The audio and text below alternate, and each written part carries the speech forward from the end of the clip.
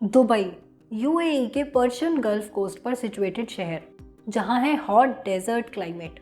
Summers में इतनी ज़्यादा गर्मी होती है कि हाईएस्ट टेम्परेचर वहां पर 49 डिग्री सेल्सियस तक रिकॉर्ड किया गया है और एनुअल रेनफॉल बस 3 इंचेस अराउंड।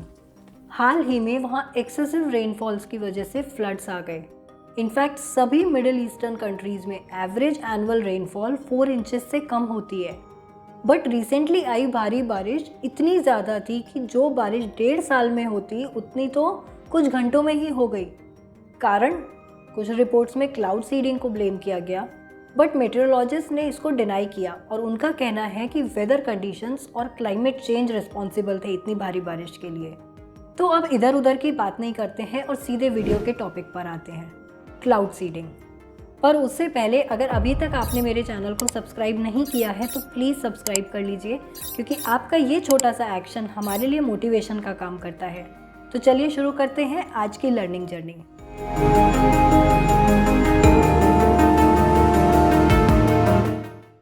अर्थ पर लाइफ पॉसिबल हुई है पानी की वजह से। पानी है तो जीवन है।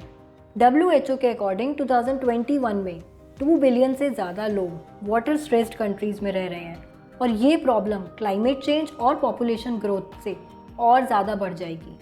वाटर शॉर्टेजेस की प्रॉब्लम को सॉल्व करने के लिए यूएई ने 1990s से क्लाउड सीडिंग पर काम शुरू किया था।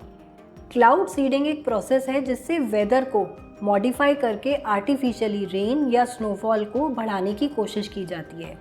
पर क्लाउड सीडिंग के बारे में आगे जानने से पहले सबसे पहले हम समझते हैं कि क्लाउड्स बनते कैसे हैं। स्कूल में हम सभी ने पढ़ा होगा कि वाटर मैटर की तीनों स्टेट्स यानी सॉलिड, लिक्विड और गैसियस फॉर्म्स में मिलता है।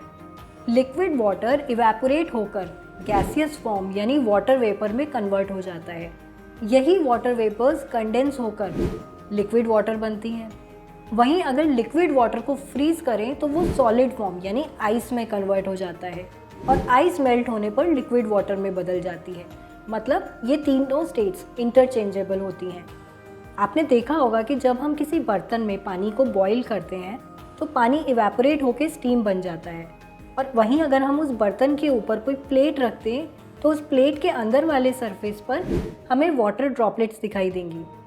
बेसिक साइंस है, वाटर इवेपोरेट हुआ और वाटर वेपर यानी गैसियस फॉर्म में कन्वर्ट हो गया और एक सरफेस मिलने पर कंडेंस होकर वापस लिक्विड वाटर में कन्वर्ट हो गया। ऐसे ही ओशियंस, रिवर्स, लेक्स, पॉन्ड्स, इनसे वाटर इवेपोरेट होता रहता है और वाटर वेपर फॉर्म में एयर में प्रेजेंट रहता है। एयर में कितना वाटर वेपर रहेगा इसको एयर का टेम्परेचर और एटमॉस्फेरिक प्रेशर डिसाइड करते हैं। जैसे कि ज़्यादा टेम्परेचर या ज़्यादा एटमॉस्फेरिक प्रेशर की कंडीशन में एयर ज़्यादा मॉइस्चर होल्ड कर सकती है। एक पॉइंट ऐसा आता है जब एयर और ज़्यादा वाटर वेपर होल्ड नहीं कर सकती, तो इस टाइम पे एयर को कहा जाता है कि एयर सैचुरेट हो चुकी है। और इस सिचुएशन में इन वेपर्स को कंडेंस होने के लिए एक सरफेस चाहिए, तो एयर में टाइनी डस्ट पार्टिकल्स उसी सरफेस का काम करते हैं। इन्हें बोलते हैं कंडेंसेशन न्यूक्लियाई। इन कंडेंसेशन न्यूक्लियाई पर वाटर वेपर्स या तो लिक्विड वाटर यानी वाटर ड्रॉपलेट्स में कंडेंस कर जाते हैं या आइस में कन्वर्ट हो जाते हैं। इन्हीं वाटर ड्रॉपलेट्स या आइस क्रिस्टल्स का एक साथ इकट्ठा होने पर बनता है क्लाउड। यूजुअली सभी क्लाउड्स रेनफॉल नहीं लाते हैं। क्लाउड सीडिंग में उन्हीं क्लाउड्स को टारगेट किया जाता है जो रेनफॉल लेकर आएंगे। यूएई मिडिल ईस्टर्न कंट्रीज़ में सबसे पहला देश था जिसने पानी की कमी को पूरा करने के लिए क्लाउड सीडिंग को यूज़ किया। पर यूएई अकेला कंट्री नहीं है जिसने क्लाउड सीडिंग को यूज़ किया हो। चाइना ने भी बीजिंग में 2008 समर ओलंपिक्स से पहले क्लाउड सीडिंग को यूज़ किया था, जिससे कि ओलंपिक्स के दौरान कोई रेनफॉल ना हो। इंडिया में भी 1983, 1984 से 87 और 1993-94 में तमिलनाडु गवर्नमेंट ने ड्रॉट के अगेंस्ट क्लाउड सीडिंग को यूज़ किया था। 2003 में कर्नाटका गवर्नमेंट ने भी क्लाउड सीडिंग यूज़ करी थी।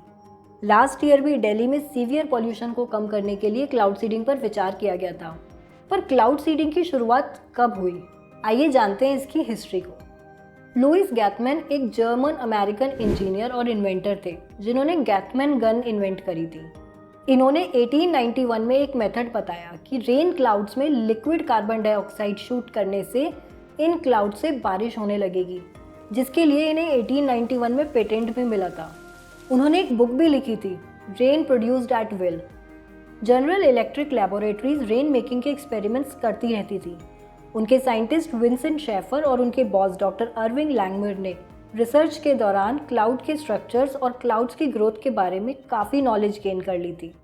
अब शेफर बादलों जैसी कंडीशंस को लैब में बनाना चाहते थे और उसके लिए उन्होंने 1946 में कोल्ड बॉक्स इन्वेंट किया। इस बॉक्स में ब्रीथ करने से वो ब्रेथ से कंडेंस हुए वाटर ड्रॉपलेट से छोटे क्लाउड्स बना पा रहे थे और ये एक मेजर स्टेप था, पर आर्टिफिशियल क्लाउड मेकिंग की डिस्कवरी अचानक से हुई। जुलाई 13, 1946 को शेफर जब अपने काम पर आए तो उन्होंने पाया कि उनका कोल्ड बॉक्स स्विच्ड ऑफ है। यूजुअली कोल्ड बॉक्स का टेम्परेचर -23 डिग्री सेल्सियस रखा जाता था।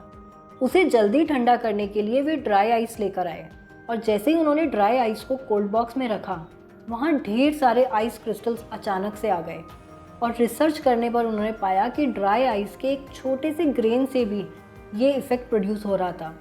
फर्दर रिसर्च करने के बाद शेफर सबसे पहले इंसान बने जिन्होंने एक क्लाउड को सीड किया था। नवंबर 13, 1946 में शेफर और पायलट कर्टिस टैलबॉट ने सक्सेसफुली ड्राई आइस की हेल्प से एक क्लाउड से स्नोफॉल इंड्यूस करा दी थी। ऑल्दो स्नो ग्राउंड को हिट करने से पहले ही मेल्ट होकर इवेपोरेट हो गई थी, पर यह एक मेजर ब्रेक थ्रू था और इसके बाद से क्लाउड सीडिंग में रिसर्चेस चलती रही हैं। क्लाउड्स को सीड करने के लिए कई मेथड्स यूज़ किए जाते हैं। इसमें एरोप्लेन्स या ग्राउंड बेस्ड कैनन्स का यूज़ करके कुछ मटेरियल्स क्लाउड्स में इंजेक्ट किए जाते हैं, जिससे कि क्लाउड्स में कंडेंसेशन न्यूक्लियाई बढ़ जाए, जो कि ज़्यादा मॉइस्चर को अट्रैक्ट करके रेनफॉल लेकर आएंगे। मोस्ट कॉमन केमिकल्स जो क्लाउड सीडिंग में यूज़ किए जाते हैं वो है सिल्वर आयोडाइड, पोटेशियम आयोडाइड और ड्राई आइस। और टेबल सॉल्ट यानी सोडियम क्लोराइड भी रिसेंट रिसर्चेस के बाद प्रॉमिसिंग रिजल्ट्स शो कर रहा है। सोडियम क्लोराइड हाइग्रोस्कोपिक मटेरियल है। हमने देखा होगा कि ओपन में अगर हम कहीं सॉल्ट रख दें तो वो थोड़ी देर में मॉइस्ट हो जाता है। ये इसलिए क्योंकि सोडियम क्लोराइड एयर से मॉइस्चर को एब्जॉर्ब कर लेता है। इसी प्रॉपर्टी की वजह से इसे हाइग्रोस्कोपिक मटेरियल भी बोला जाता है। एयरप्लेन से क्लाउड्स के ऊपर ये मटेरियल्स डिस्पर्स किए जाते हैं। वहीं ग्राउंड बेस्ड कैनन से ये मटेरियल्स शूट करने के बाद एयर करंट से अपवर्ड ड्रिफ्ट हो जाते हैं।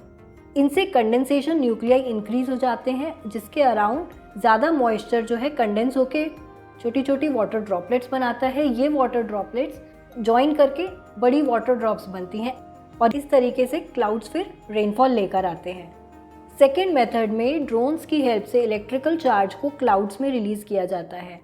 इस इलेक्ट्रिकल चार्ज की वजह से क्लाउड्स आपस में यूनाइट करते हैं और इनसे फिर रेनफॉल आती है। इस मेथड को यूएई 2021 से यूज़ कर रहा है।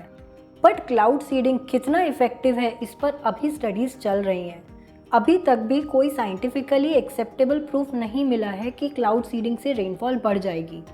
साथ ही क्लाउड सीडिंग के एनवायरनमेंट और हेल्थ पर इम्पैक्ट्स में सिल्वर आयोडाइड पर रिसर्च की गई। सिल्वर आयोडाइड के क्रॉनिक एक्सपोजर से ह्यूमंस और दूसरे मैमल्स पर नेगेटिव हेल्थ इम्पैक्ट्स देखे जाते हैं, पर स्टडीज़ में पाया गया कि क्लाउड सीडिंग से बहुत ही कम अमाउंट्स में सिल्वर जनरेट होता है, जिससे एनवायरनमेंट और हेल्थ पर बहुत ही कम नेगेटिव असर देखने को मिलता है। पर हाँ, इससे नेचुरल हाइड्रोलॉजिकल साइकिल भी चेंज हो सकती है। किसी रीजन का प्रेसिपिटेशन पैटर्न ऑल्टर हो सकता है। ऑल्दो इसके इम्पैक्ट्स बहुत होंगे, लेकिन इस टेक्निक से ड्रॉट प्रोन एरियाज़ को काफ़ी हेल्प मिल सकती है। तो ये थी जानकारी क्लाउड सीडिंग के बारे में। आई होप आपको ये इन्फॉर्मेशन इंटरेस्टिंग लगी होगी। कमेंट्स में मुझे बताइएगा ज़रूर। Stay happy and stay healthy.